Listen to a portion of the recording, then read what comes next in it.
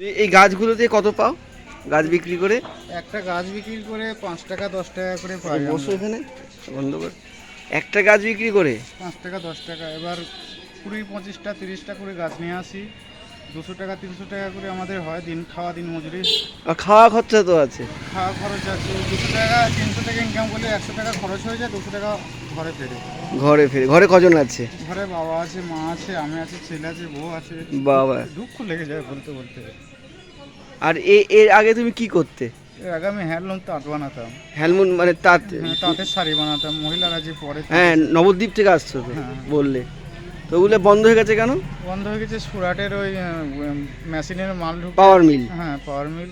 এগুলো আমাদের হ্যান্ডলুমগুলো বন্ধ হয়ে গেছে। সুরাটের কাপড়ের দামই হচ্ছে 300 টাকা, আর আমরা হ্যান্ডলুম বানাতাম তার মজুরি হচ্ছে 500 টাকা। তাহলে ওর দামে হচ্ছে 400 টাকা, আমাদের মজুরি হচ্ছে 500 টাকা। পুরো উঠে গেল তোমাদের ব্যবসা? পুরো উঠে গিয়েছে।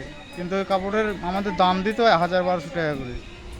লোক তো কলকাতার লোক বা বড় লোক তারা তো হ্যান্ডলুমের শাড়ি খোঁজে, তো হ্যাঁ, তারা পায় না।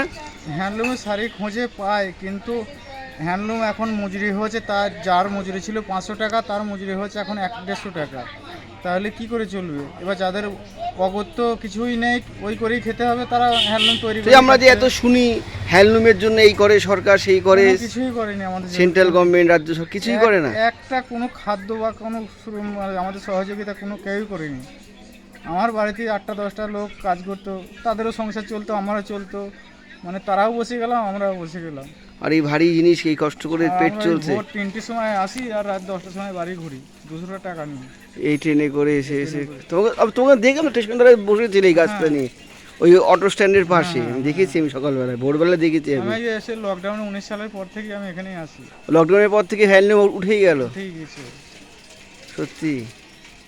এর জন্য আমাদের সরকার কোনো কিছুই আমাদের না, সরকার আর কি দেবে? তোমরা নিজেরা কোনো উদ্যোগ নাও নি আর?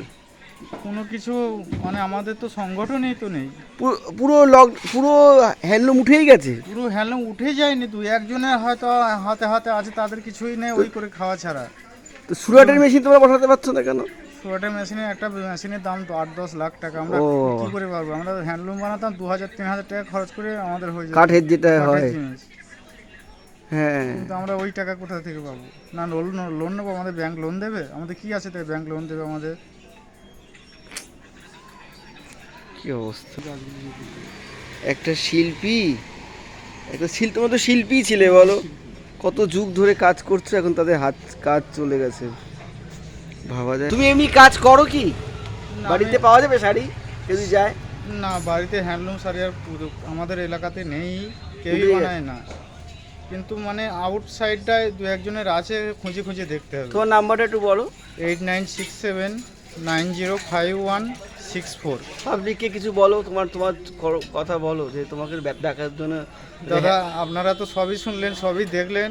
আমরা যাতে সবারই সুবিধা হয়, আমাদের সেই ব্যবস্থা আপনারা করুন। হ্যান্ডলুম শাড়ির জন্য আমাদের কর্মহীনতা হয়ে গেছি। আমাদের দিন আনা দিন খাওয়ার মতো পরিস্থিতি। কোনো ইউনিয়ন নেই? কোনো ইউনিয়ন নেই।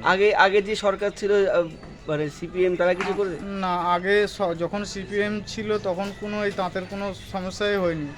বরঞ্চ বা আমাদের মমতাকে ভোট দিয়েছি, আমরা তাকেই এনেছি, কিন্তু তিনিও আমাদের দেখেছে, কিন্তু আমাদের যে হ্যান্ডলুম শাড়িটা তুলে দিল তার জন্য আমাদের দিদি কিছুই করলো না।